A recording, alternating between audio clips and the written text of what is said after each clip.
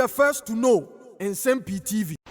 Ebusafo yen nyina ni twa se Kwame Pafo Abronye the last time by BPM wo eye court last Friday ye na in fact yen nyina ni yesa kan rulings judge presiding over Abronye case no aba abonten na we make a statement bi na the statement no quote direct from George Orwell ne book bi Animal Farm and what he said.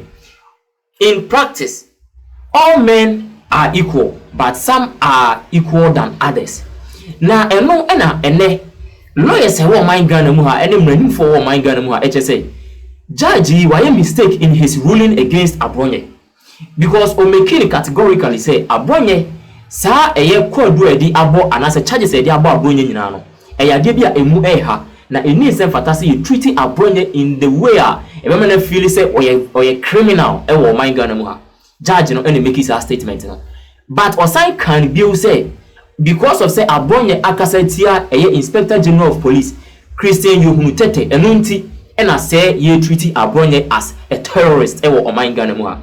Na in fact ene Henry Nanabuachi ono oye the national organizer for the New Patriotic Party Amenyoko no and work kire Kwame Nkrumah kese say judge ekokofa George Orwell book no be say all men are equal but some are equal than others dia according to the 1992 Constitution of the Republic of Ghana and so stating clearly say all men shall be equal before the law.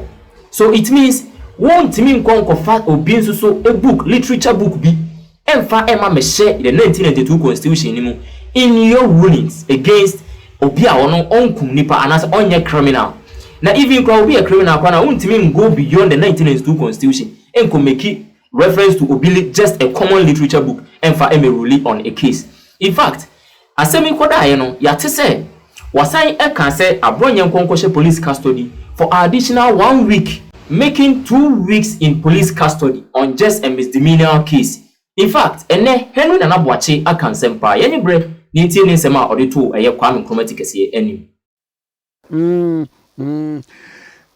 Na mabawo nchen a anano yewura Abronye de okaka yenye na ama asenidi ne hunam na ekose osade na ebepie judge animu no ruling na judge ne maaye no eti osan mate so se da bi say ruling we pa de jise bi say person abehunu bi oni ade de enko eti sen Kwame no kwasim ni openi jaja na no tena Abronye asem no so no emedese wanya ni ruling ni bi na wakenkan na emedese obia nso asebe timrase no ne mumra ene mpu krom nyemra ni mpu krampo no omukenkan ruling no mukase ruling we die enkaye baku enyina mraso na me amete court dem no kwasem ni na mfere na meyem kwan so asasem yama ya kankene bia na ni mapie se no kwadia na o se hwe nkoma tse nanka omo ya shortlist omo a ya di omo ko high court no openia na no tena asemi supo mo bi be se sa isu by adwin we partner openino e dey ko high court there then we are in danger, and for that matter nya dia o se man ko high court kwa mean you kan in fact sa se oma ruling na usually nka kakra nka bia nka me hunu se nka se prosecution e come asem wie na accused so e come asem wie a e bia nka o maka o nse ni nyina na nka judge no ade breka bi ne bia ye ni mu ano de atru bibia kan bibia che listen to both sides no kwasem ni bra a year accused any prosecution come as in ye no omuna no si ye na pe ana opinion tijum say by court one is already be free in the computer so me near margin say na ase what so a rule no kwabi because omonu si ya pe and was by court na say or share the computer in so all kind be from the computer okay the tosum you know say all king kind but me kind portions ne kakana emwa yenkomo ayi se ne be ya okay obi wo hono mo a obete ye kan it was say Okay, FM. accused person before the court is facing 2 charges of misdemeanors. However, in this instant case, the court will not only look at the charges being misdemeanor, but will extend it to the position of the IGP of Ghana. But my main chem was in nipa no yabon kwadu no a wagina court no animu no what the kwadu mienu e na abono a eye kwadu a emu emmre kakra nanso court no enhwe kwadu e de abono no na emom ye hwe nipa no a wokoka ne ho asem no so ye sie dim wurempem e wo posi adwumam ye one want to na wame okan enam ye sim say ni ajajo tidwemu kire ne say no kura emramu no kwadu aye dia bo abronye ndie mu hakra da fom kra ne mom no mi hwe de kwadu no mu hampo me de no beto ntan na emom IGP a nanu atia no eno na me hwe na se wajim rana pintan na bi mu kwan abronye kwan were pleading not guilty.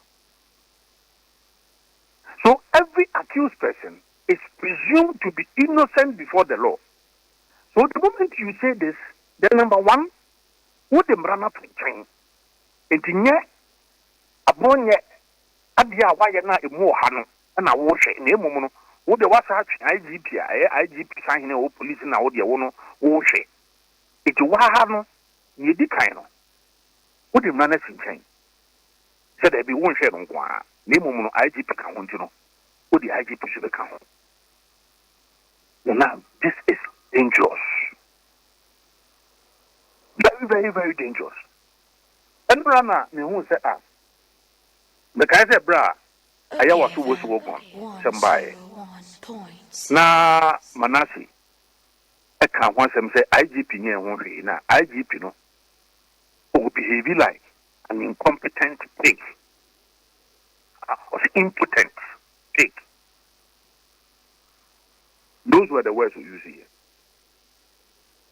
Enti Abronye kasana se nanu akwa akotia IGP a IGP womremu se obetime de na court for defamation, but the judge a woti dwom se no kura emra ayi nyema na waye ne de mu hade na emum no mefa no emu odin pa san se IGP na akasetia ntia ana the who ya na miyem se hey then a judge came no to Africa baby the say na kwana won chechi or say it is always said that all persons are equal, but in practice it is not so. Ketsi George Orwell in his book, and I will correct him, The Animal Farm. One of the commandments is that all men are equal, but some men are more equal than others. Translated into this case, all men are equal, but some are more equal than others. No, I said no continue. Ayi, me kwateni wo Animal Farm, George Orwell's Animal Farm. Exactly. Nia emi huni sa jaja uti jomuno.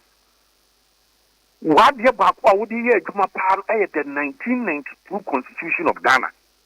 And no that the supreme law of this country. And yet George Orwell book our Troy, I had the literature. Our secondary school. we import into your na many producer ko can say bi wa ha. So was see ebun say or you sue the animal farm when you are not too sure or something. In ruling. Na many producer ko edi nkomo ha. And ono so cry argument say maybe the judge wasn't sure of the old court, you know. It did not did the animal farm no buy. And maybe say that who you ruling. I bet me do be a cotum. Now when you sure who go to.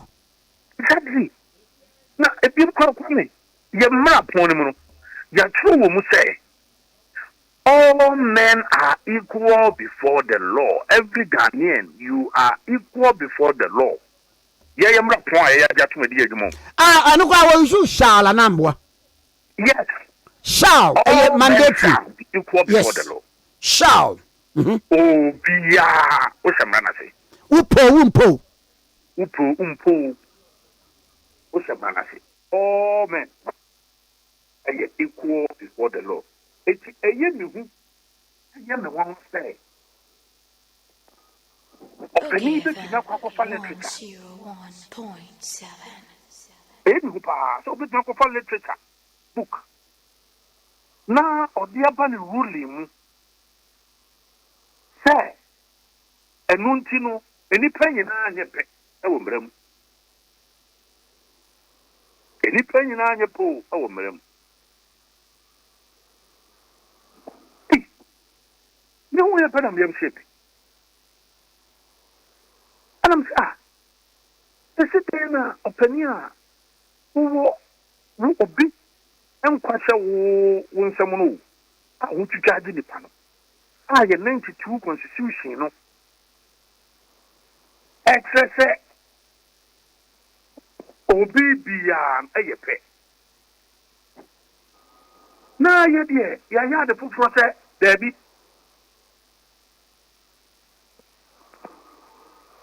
Oh, and you depend on a pet. It, you know, what in our a year work from the National work at IGP, engineering on IGP, a Burby Biaso. And you know, oh dear, and ya, dear, over Fanisa. Hey, Pammy, I'm not she, Pammy. Now may pay article no pana, Macacho. Article 17 Equality and freedom from discrimination. What shall one now? 17 1 say, all persons shall be equal before the law.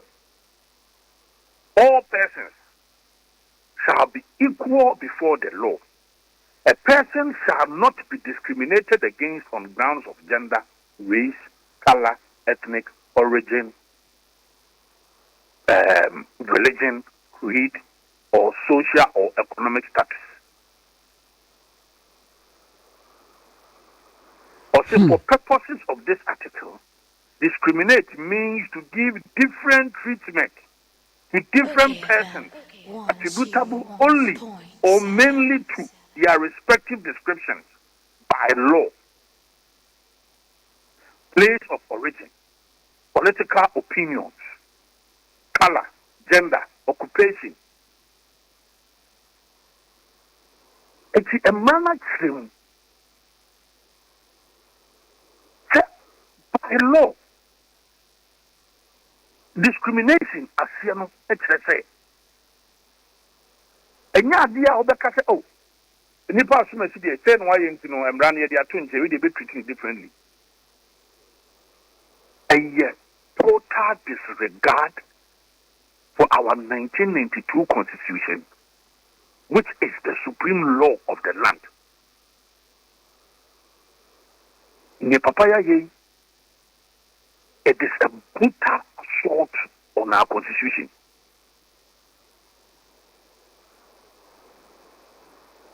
So Obeka say, what papa funded treat a big book be say enona ye can George Owo book Muntino. The nipa nyina anye pe. It is often said. I just think it is often said. Our constitution. Nane. Sir, your first book na makasa me yen level 100 at the uni. Book no George Orwell Troy, a brother British system of governance no. na enkoyi na wɔn ye nipa bi sɛ wɔn de wɔn so sen nipa bi in the society no mu edu ba bi a wɔ fam a mmara yɛdidi wɔ ɛna awɔ soro a yɛwɔ mmara nso a yɛdidi wɔ and then he wrote that book no as an allegory to depict what was happening at that time. Sata na ye nipa mu yiyimu. Yes, your constitution no say all men shall be equal before the law. Eti san analysis no okofa no here. What do you book? Totally wrong. Thank you for the education. In fact, the background this book Okay. it defeats national completely. That for you to even import that idea no from Jojo no moment or true book no na on the account. I condemn it. And you may be an air cost one and yard and yes, I want sanity. They see then I'll cover the part at the end of the panel or the pattern and then more than Ghana. Maybe a Ghana tree. Your dispensation a tree. Hey, we are seeing now no celebrate today. Now Cocofa. Sa book here. Na enu momo expose and be a Nsem-Pii and I would show ruling. Say yam for obi nkotum for 1 week. Na anso wow. Enu ye to so miem. Ye to so miem sam yem sa say me. Say. Why? The moment I hope I can say, oh, I did all your name is demeanor. Nemo no men say me demeanor and Quanama made the ID capable. Then your person would say, what brought some of you? I'm what to say. What brought some of you? In law, no, to say, Abronye, what book Abronye Kunfo. In law, Abronye say, what plead not guilty, no. And to me, all what I ever did, I'm not any other question. Your ruling is saying, say, what? Dear now, also 1 year and why yet? I imagine me, bo. Say, I am misdemeanor, dear, the Republic versus Abronye. Na Sabra would the individual ebem, the individual versus Abronye and Adia Ben. Exactly. I mean, and also another point that you've made a fantastic point. So, first of all, Republic versus Abronye. Na opinion would come. Police if one at the application about say, yes, oh, Yama Abronye bill. Police was there begin money bill. Now, almost more time to investigate. Omunyan investigation. Meaning, Omunyan say, Omu case no crash. This is a young shall crown. Judge what you want the kind of assembly. There, oh, hey, assembly the case is charges near misdemeanor. Now, and yes, I don't want to also cassette here into I don't know, question 1 week people. Nice, assembly, what do you even before the matter is heard, you have concluded. That is danger number 3.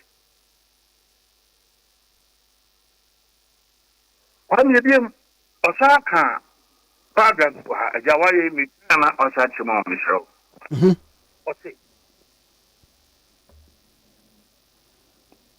The late president Robert Mugabe, I'm not going to say what Robert Mugabe can do. The late president Robert Mugabe of Zimbabwe once said that I can assure you freedom of speech, but I cannot assure you of freedom after speech. He was reminding us that no freedom is absolute. Mampeni awanya ni be because Zimbabwe mampeni Robert Mugabe ne kan say, oh, so ye nsentro ni die a wo ho kwan se wo ka de opa bia na emo wo ka wie a chiefa ahode die mintimi nka se obenya anase wunya eno nso no pa cha na dawroma miura George we de minka se wanim enye Mugabe fo na ka Zimbabwe fo bu ofu pa eye yi ne kan ye eye Idi Amin ne kan ye ena eyi fo so adwa Uganda fo so adwa se ade na de mampeni dada aka ori kwa akwa obi wo so adwa ai o ma frem ya o ma di hu say ofa Idi Amin Africa mamu na se ye pobia no tietia ne manfo fa ahudi so ye pobia na potoka senga so ye tyrant so yo hene a ni trimo den ni trimo sum Okay. Na on fact mama nke bi amamu nya hwe. One no nya adwen obekun sisi a. Idi ami. In fact, even Robert Mugabe plan say ye pe obi a ye de mama nke bi amamu besusu na enye on eri susu no. Eti one waje me go say ye constitution ye bi a guarantee freedom of speech. Na opinion tinian quote bibia from your constitution. Now the quote attributable edi me ba cho one quote to authority bia. one quote there be as more Kenya. Rather no, he is rather fighting against the constitution. Because some more Kenya na nyama your constitution abra. Any more Kenya. So yeah, you say nipa nyinaa yɛ pɛ na ɛnyɛ nipa nyinaa na yɛpɛ saa wɔtiatia article 17 so wei so your constitution guarantee freedom of speech. In fact, the reason why yɛn as a nation yɛn nyinaa yɛba together yɛkotia the criminal libel law no ɔka asɛm a na criminalize free speech somewhere 2021 2022 ɛne yɛ free yɛ law books mu yɛ free mu koraa. So, if Openini can see, then what he's saying is that he wants to bring back the dark days of criminal libel law.